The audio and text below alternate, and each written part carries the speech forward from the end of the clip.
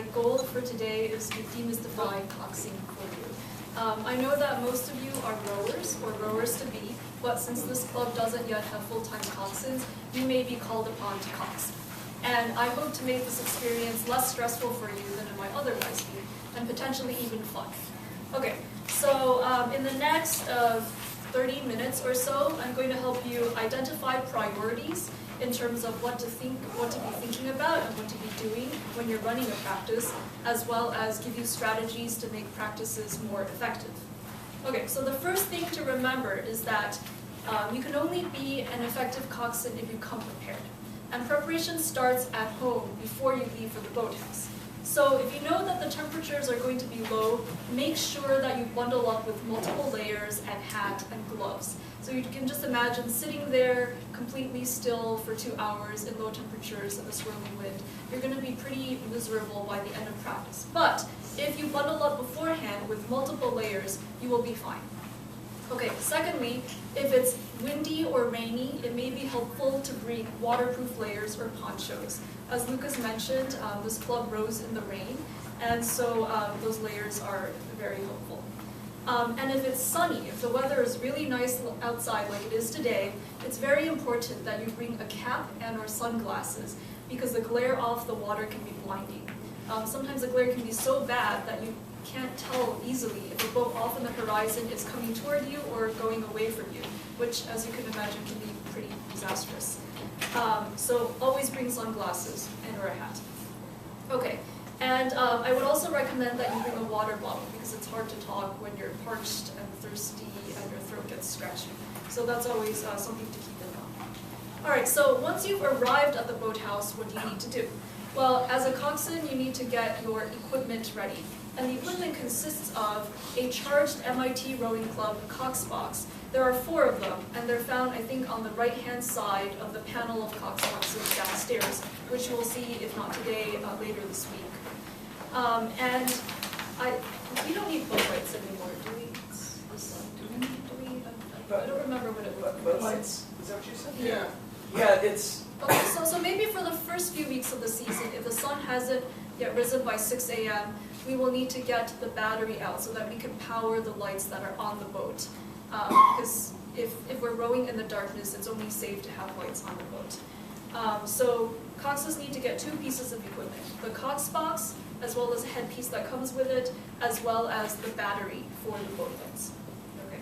And another important thing for you to do, especially if you're a novice coxswain or if you're a novice coxswain on this river, is that you need to look and review the river traffic patterns before you get onto the water. So what do I mean by review the traffic patterns? Well, I think Gabriel has passed out a handout to some of you. There's this diagram on the back with a map of the river, as well as all of the arches along this river, as well as an indication of which of the arches you can use going upstream or downstream. So this can be a little overwhelming at first, but try to look into this before you get onto the water and ask the coaches for help if you have any questions. Yes. There are some little kits that we have for the coxswains, and you can mention that in a second, that we have downstairs, waterproof things, and we have laminated versions of this, so that when you're going out, you have this as a little laminated card.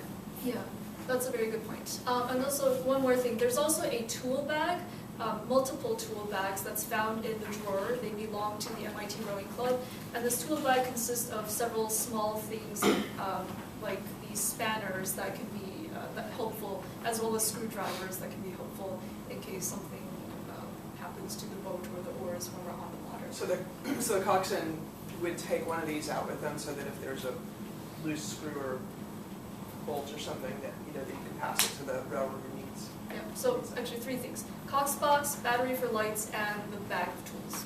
Okay. All right. Okay. So now you've come to the boathouse. You've gotten all of your equipment together. The crew has assembled. The lineup has been announced. Everyone is ready to go, ready to get the boat off the rack onto the water. So what happens at this point? So the key thing for the coxswain, is to give clear, decisive commands so that everyone acts in unison.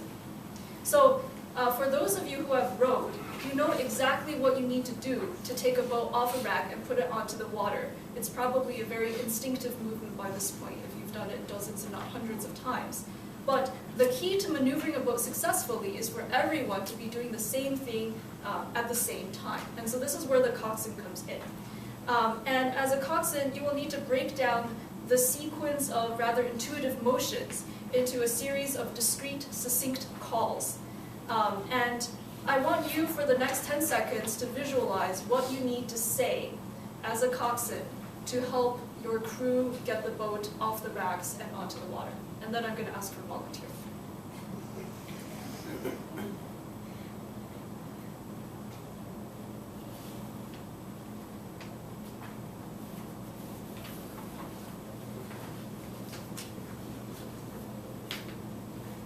Okay, so would anyone like to come up here and volunteer?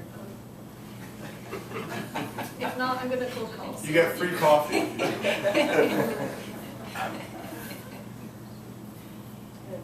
If somebody's already coxed or... Yes. Yeah. Gabriel. Ding, ding, ding. You're the winner. Okay, so pretend that there's a line of 8 rowers standing next to a boat. What would you do? So let's suppose it's eye up. You go under, hands on, lift, 1, and go. Move to the middle of the boathouse, go.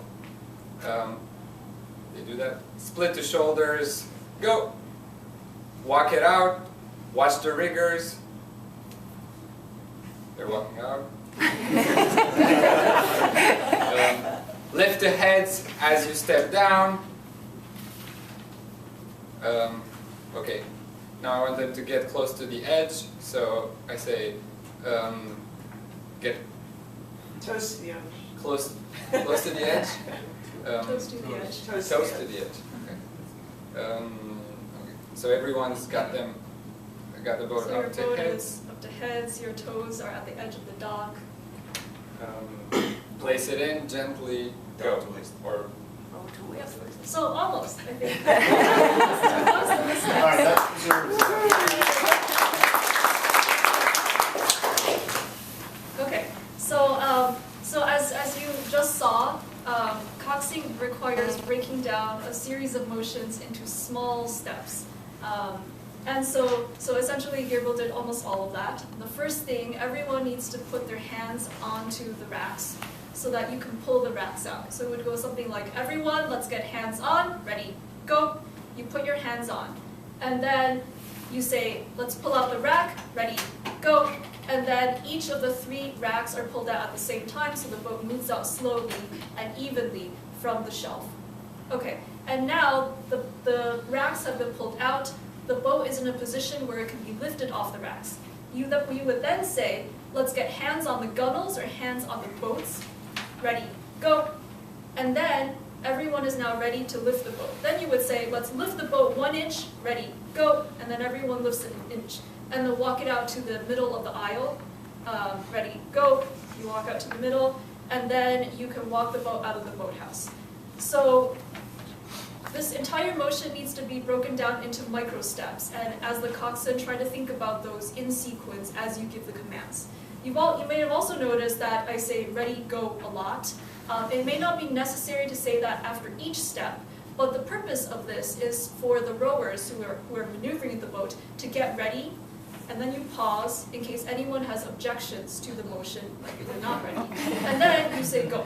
Okay, So the key is to thinking about things systematically so that you say all the steps in the right sequence. Importantly, when you're in the boathouse, a key role of the coxswain is to monitor for the safety of the boat. The boat is incredibly expensive, upwards of $40,000, and there are lots of boats in the boathouse that could be in the way. And so, as Gabriel mentioned, one very important thing for a coxswain to do is to remind the rowers to watch the riggers and to avoid collisions with other hanging objects or other stationary objects in the boathouse. Additionally, there is the rudder and a piece that's attached to the rudder called the skeg at the stern, and it's also the role of the coxswain to stay near the stern and keep an eye on the skeg so that it doesn't get caught in some trap and snap off. So So the coxswain needs to be mindful of safety of the boat, of the skeg, and of the surroundings. Okay. And then once the boat is outdoors, as Gabriel mentioned again, you need to specify which dock you want the rowers to go to. We have two docks here. We call them the Boston side dock and the Cambridge side dock. And on each dock there are two sides, the Boston side and the Cambridge side, for a total of 4 dockable places. And so oftentimes we will say, let's go to the Boston side of the Boston dock.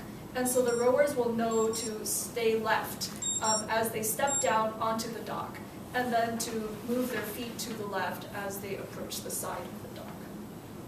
Okay. All right, so now the boat is at the dock, you're up and over heads. The way we typically lower it down is we lower it in 2 steps. One, we lower it to waists, so down to waists, ready, go. The boat is lowered to waist, and then we place it into the water gently all at the same time. Okay, so now we're at the dock. And I should mention that the dock is the most common location for a capsizing event to happen, especially when there are no blades lying flat in the water to help stabilize the boat. And so the coxswain has 2 roles at this step. One is to give commands so that everyone gets into the boat with their equipment safely, and 2, to plug in the coxswain equipment so that you can start the practice. Okay. Now this is maybe an even bigger challenge, but I want you guys to take 10 seconds to think about what you would say to get everyone into the boat safely, and again, I'm going to ask for a volunteer.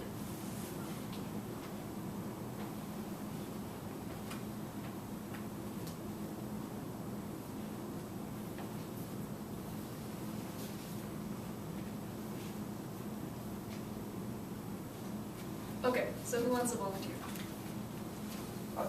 Great. So I'm in the dock, the 8 people are just put the boat in, and I say, ports go get the oars. So one half will go get the oars, and starboards undo the oar locks. So the ports go get the oars, the starboards have to unscrew the oar locks, and they have to sort of carefully do the opposite side because they have to sort of reach over into the water and do that. And then once they get the oars in the water, or in the oar locks, whatever they're called, I would say, so if the port side was like in towards the water, I'd say port oars out, so the ports put the oars out on the water so that they're out in the water. And then I'd say ports 1 foot in and down, so they would get their foot in, they'd get down into their seats. Then I'd say starboards 1 foot in and down, they get into their seats. And then I would get in my seat because the coxswain has to get in last. That's also really common, I think, is that people, if the coxswain gets in before the rowers, they might capsize. So, and then you would plug in the cox box and make sure that it works and that the volume is good for people in the bow. So you'd say to the bow, can you hear me in the bow? And they would raise their hands or tell me to turn it up. And then if it's still dark out, I'd plug in the battery and make sure that it was on in the bow. So I would say, is the light on in the bow? And then check that the light on is in the stern as well.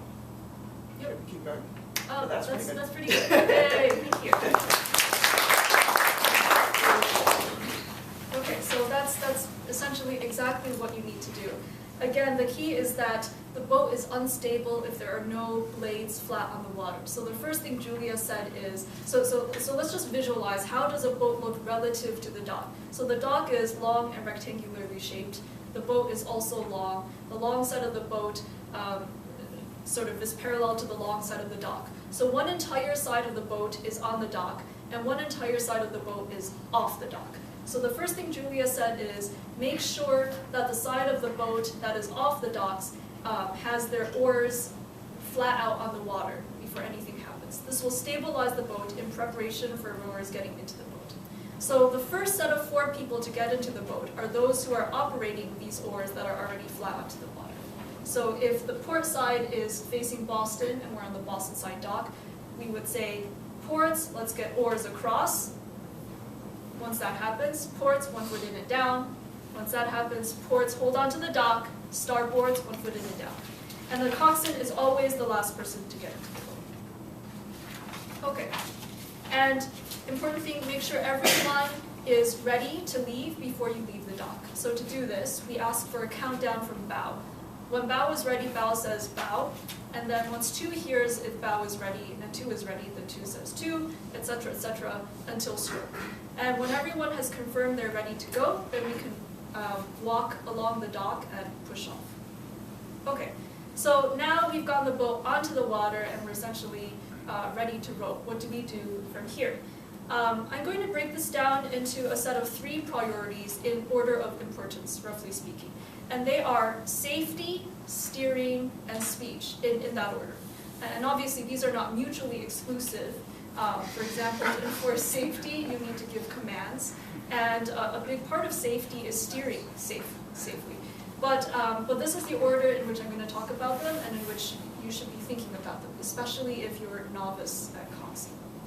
Okay, so, so safety on the water, what do we need to consider? So as the coxswain, you are in control of the boat. If you believe a course of action is unsafe, even if it's asked of you by a crew member or a coach, don't take it. Okay. You need to be constantly aware of your surroundings as well as your position on the river. So what are the things you need to be aware about? Well, there are the sort of stationary objects and there are the moving objects. So the stationary objects include docks of other boathouses that you might come by. They include the abutments of the bridges that you have to go under. They also include branches that might be floating on the water, although they can sometimes move, and also shallow parts of the river on the banks. And so obviously it goes without saying that you should try to avoid running into any of those things because doing so would be dangerous to the boat, your equipment, as well as potentially the rowers. And so make sure as a coxswain that you're always looking out ahead of where the boat is, several, if not many boat lengths ahead, so that you can adjust your course accordingly before you realize at the last minute that you might hit something. And also the stroke, who is the person who sits directly in front of the cox, is responsible for looking out behind the back of the cox's head. Make sure that you communicate with your stroke throughout the practice so that if there's some object behind you, that you know what's going on. Okay, so you might also run into moving objects like other rowing boats or other rowing launches where the coaches, that the coaches operate. So what do you do if you are in a fast-moving boat approaching a more slowly moving boat? There are essentially 2 things you can do. If you are moving relatively quite a bit faster, you can overtake the boat ahead of you if there is space. So that's a big if.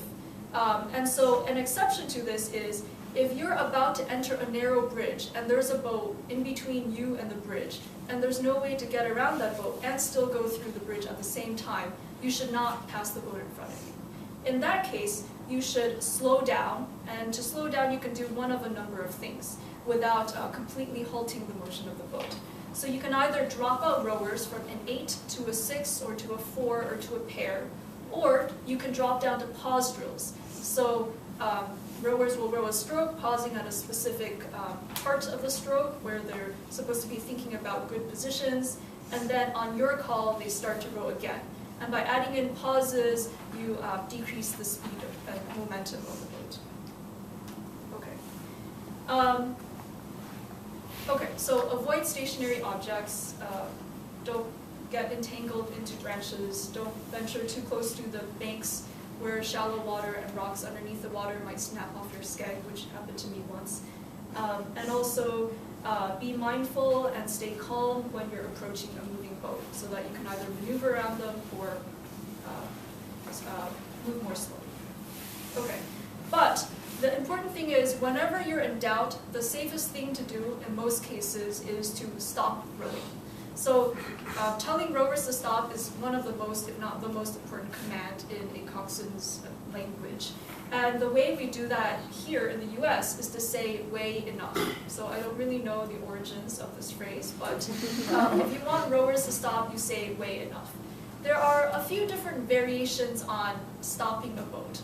So mostly if we're in open water and I want the rowers to stop rowing, but I don't necessarily need the boat to stop all at once, I would say, wait enough.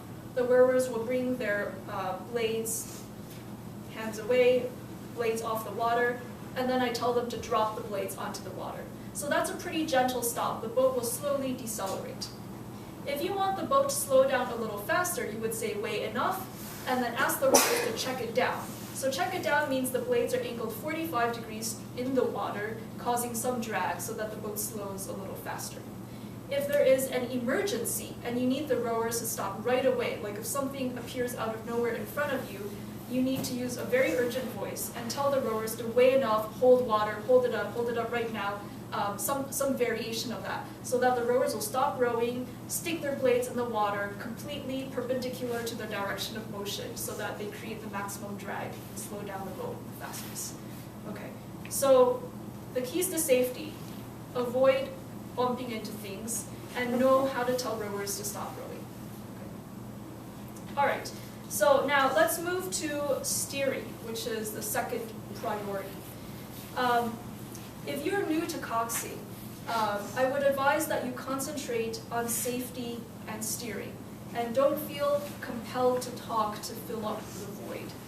So how do I think about steering? I'm going to break down steering into roughly two parts. One is the mechanics of steering. How do you steer, and how should you expect the boat to respond when you steer?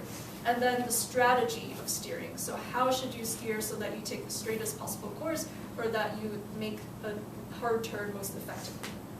So in terms of mechanics of steering, you probably haven't all sat in the coxswain seat, but essentially there's a rope that is anchored at 2 points in front of you, and on the sides, on either side, there is either a wooden toggle or some kind of knot for you to grab onto. And the way you steer is you hold both hands on this gripping device, and if you want to turn right, you move your right hand forward. If you want to turn left, you move your left hand forward. Okay? Okay. So that's pretty basic, but so then you ask, when should I steer, and how effective should I expect the steering to be in terms of turning the boat? As far as I can tell, there's no very clear consensus on whether you should steer on the drive, which is when the blades are in the water, or on the recovery, which is when the blades are out of the water. As you can imagine, it's probably less disruptive to the balance of the boat if you steer when the blades are in the water. But you could also potentially create more drag because the boat is moving quite fast when the blades are in the water.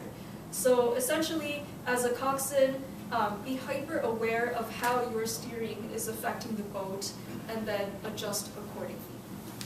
Okay. Okay. So I'm going to ask you a question. Would you expect a faster rudder response if the boat is moving faster or slower? Could anyone answer?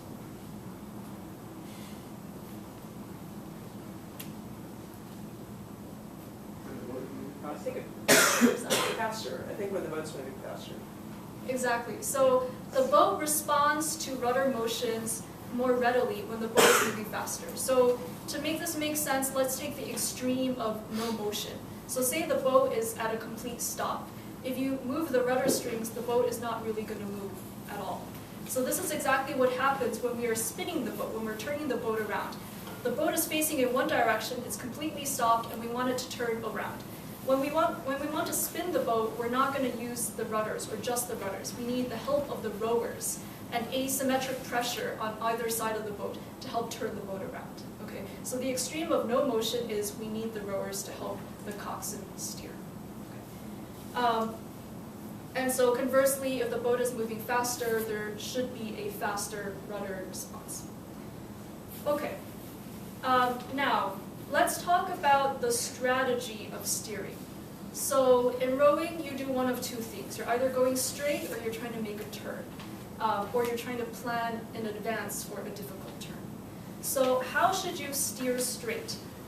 I think the key to steering straight over a long distance is to be constantly aware of your surroundings and to be constantly making small adjustments. So your hand should be on the rudder strings at all times, making small motions to help adjust the course of the boat.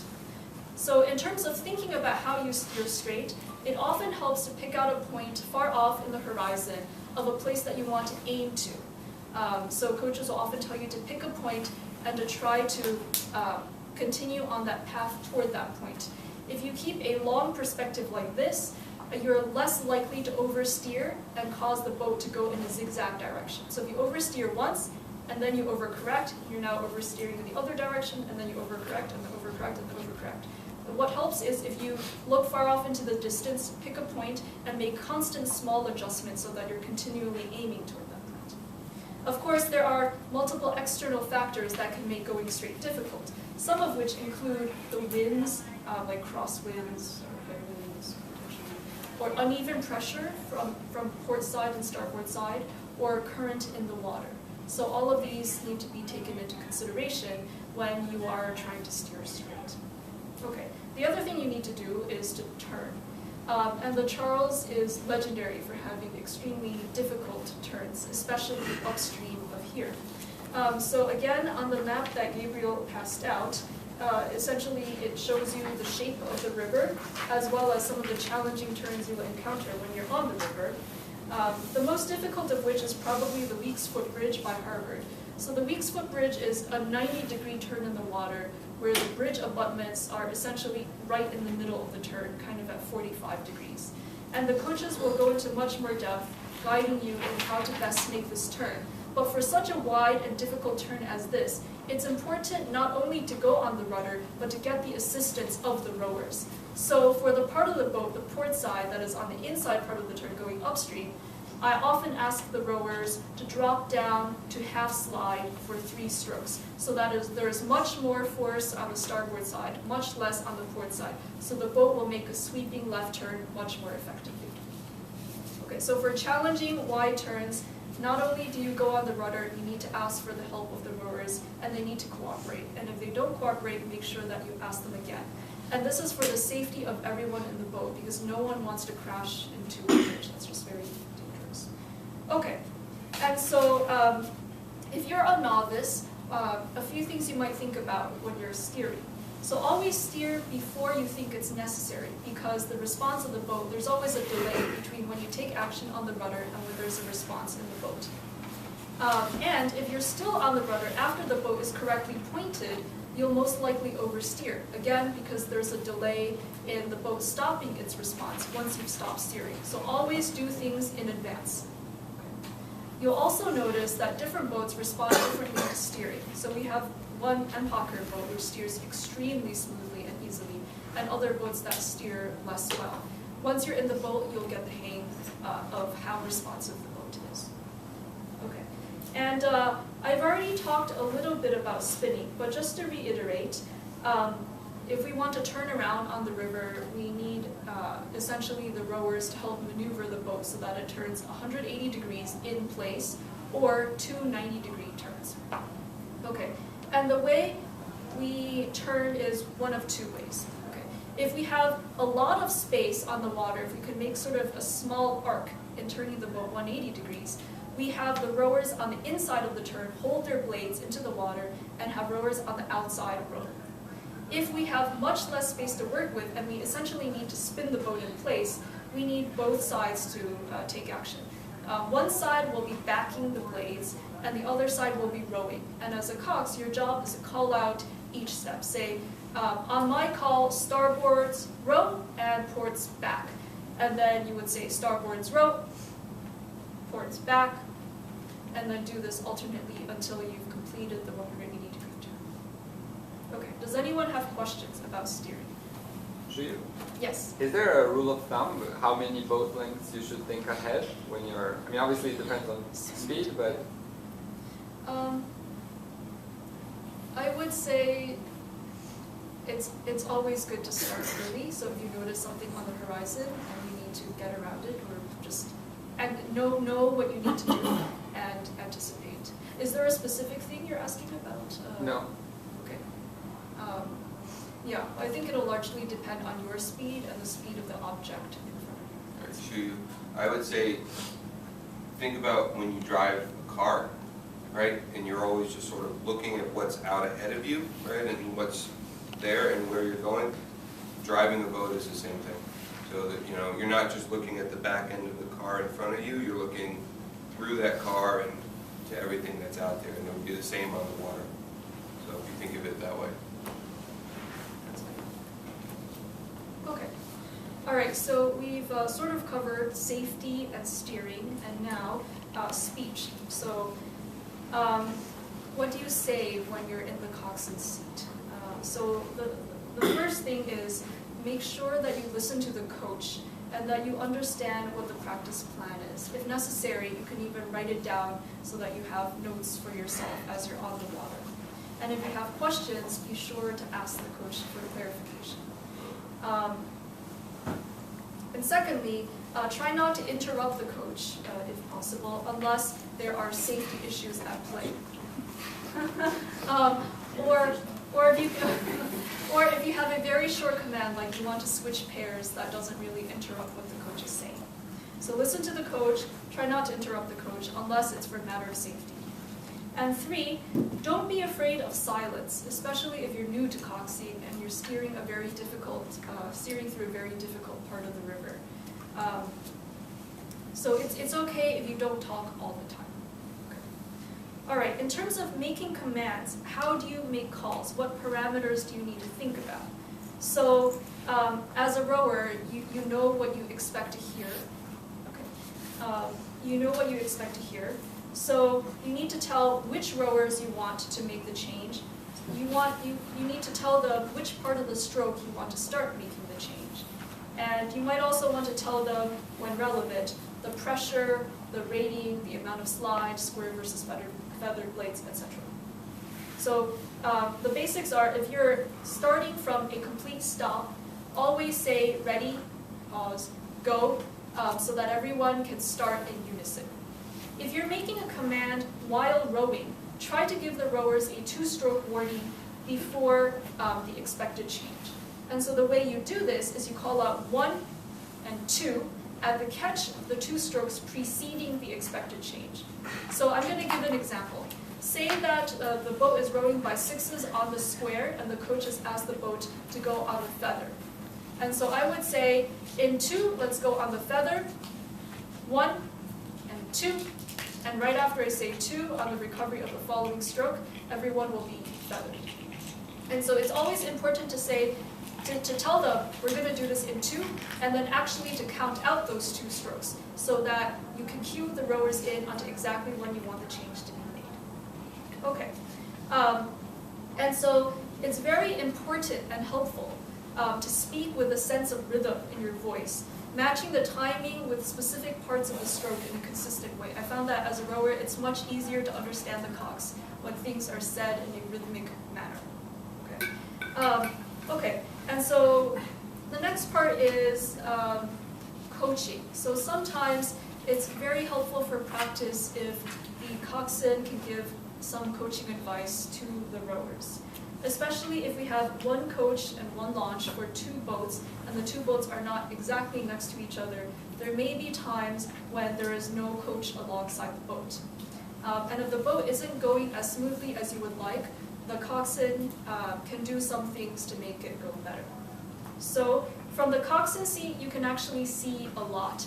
You see the positions of all the blades, and the position and timing of the blades at the catch, the depth of the blades as you're going through the water, the timing and the position of the blades as they come out of the water, and the feathering and the squaring en route.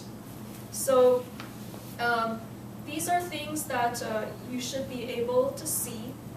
And let's see.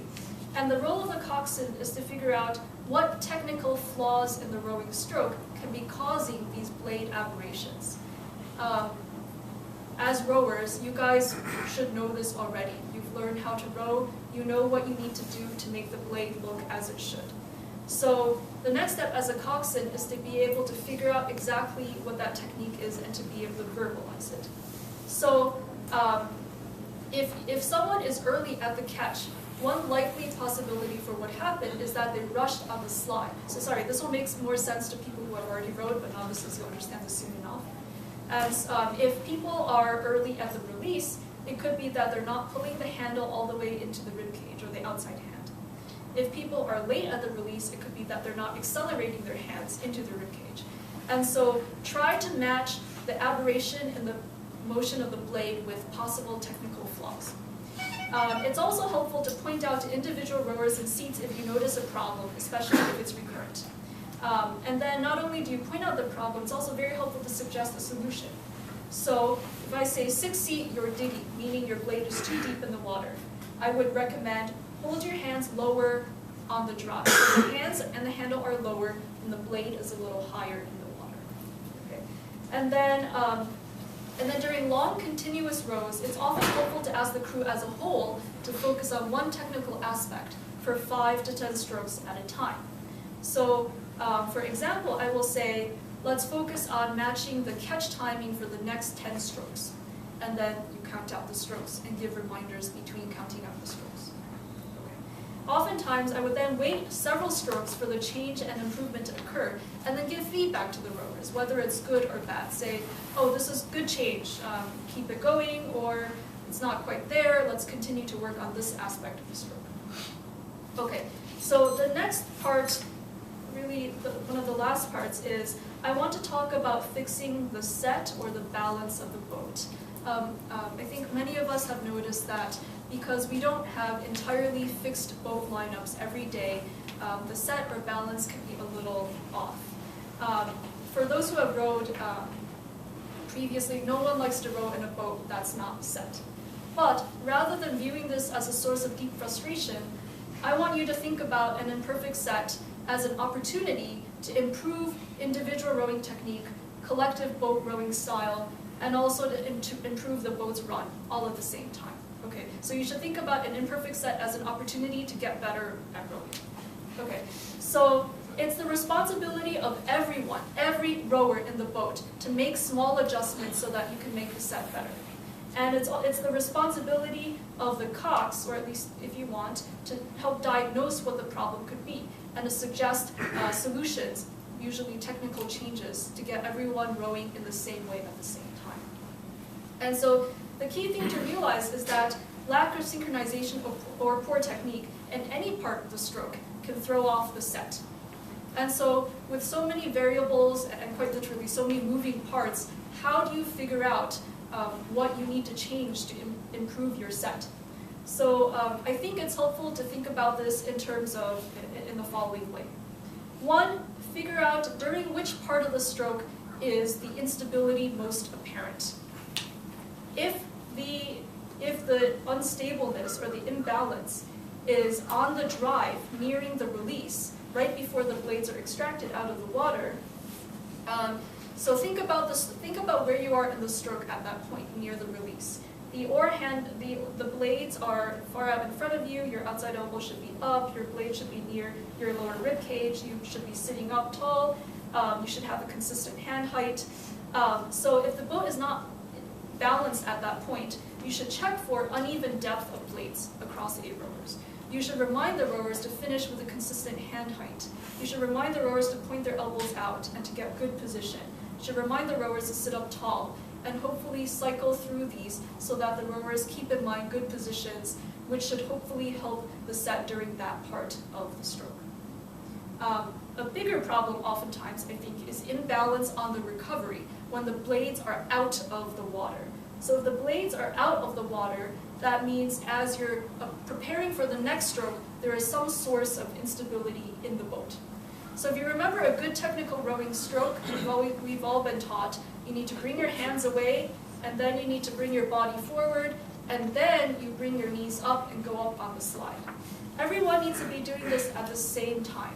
And the most common problem is people do not match their body's movements, and people slide at different times or rates. So I would remind the rowers, make sure you hold the knees until the bodies are over. Make sure you keep your eyes in the boat on the person in front of you to match body motions. And make sure that once your bodies are set, that you keep your shoulders stable and your outside shoulder high as your shoulders, body, and arms move as one unit up the slide. Make sure that you keep your body weight over midline as you're approaching, right before you rotate out for the catch.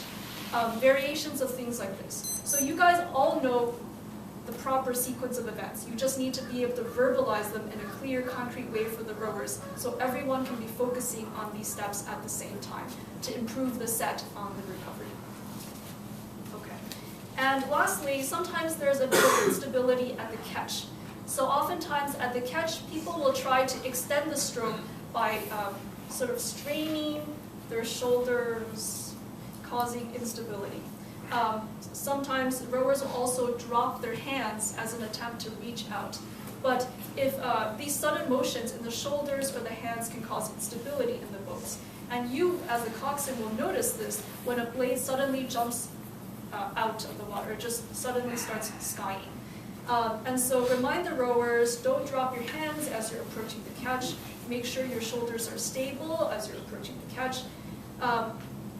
And so when diagnosing the set problem, just as a reminder, figure out which part of the stroke is affected, think about what the rowers are doing during that part of the stroke, and then give reminders for good technical, give technical reminders for that specific part of the stroke so that everyone can be working together. Okay, the last part is docking the boat. As you return back to the dock, the key thing is to safely dock, you need to slow the boat down. For those who have rowed before, you know that there is a stone wall on the Cambridge side of the river. I don't really know how long it is, but the key is when you dock, make sure that you drop down by pairs sequentially, such that by the time you reach the end of the stone wall, you're only rowing with one pair, with two rowers. Oftentimes I have the stern pair row so that one of the bow pair can add in to help with steering.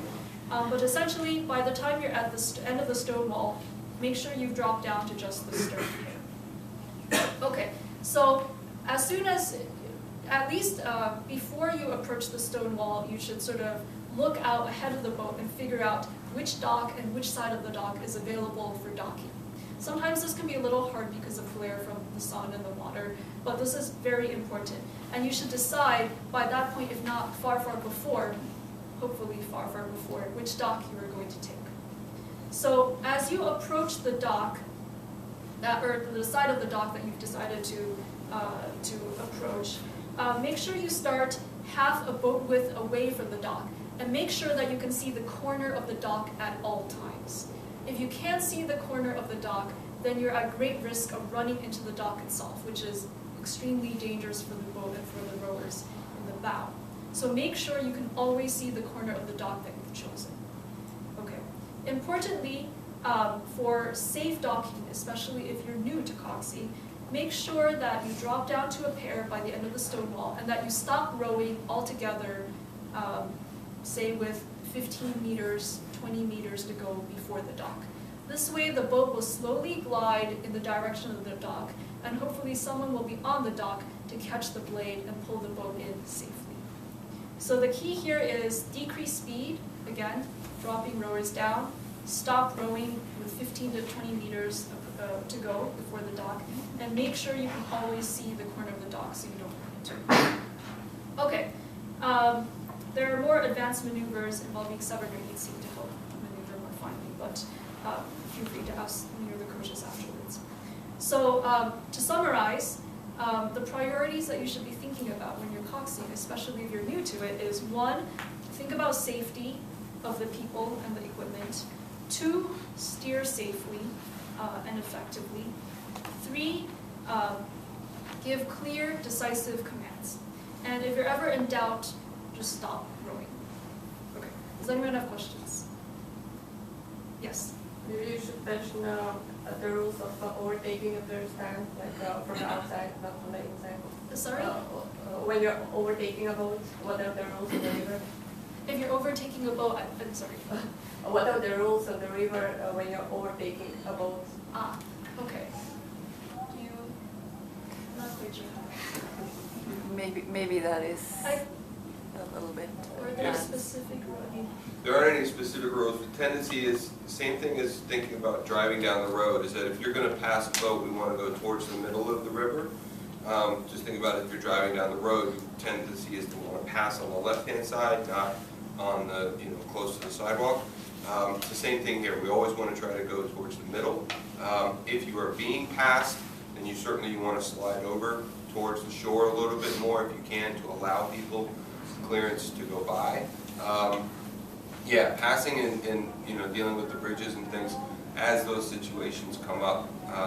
But generally, a lot of the coxing stuff, if you just think about driving down the road, think of the river as a road, and boats are cars, and yeah, watch out for all the kayakers, which are like crazy pedestrians jaywalking. Yeah, so.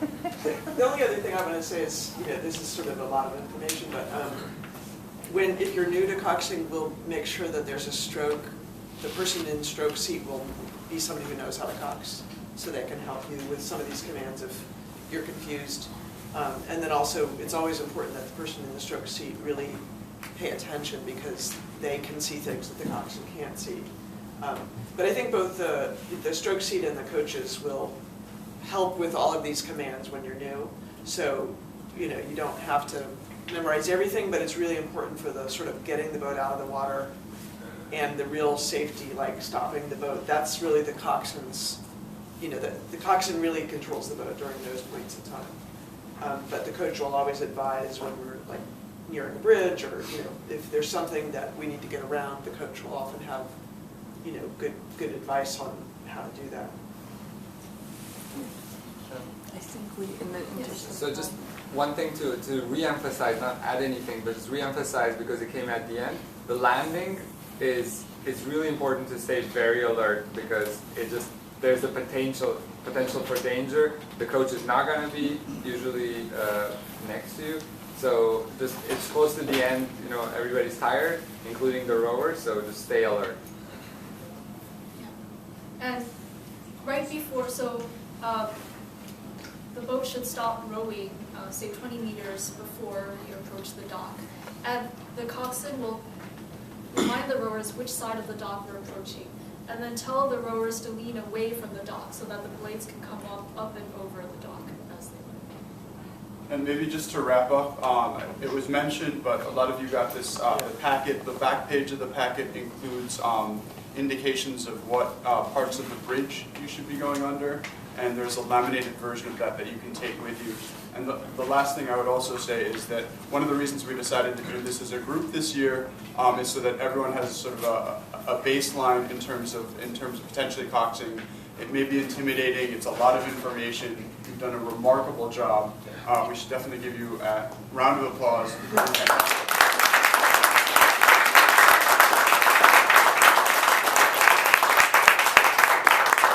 Especially for those who have never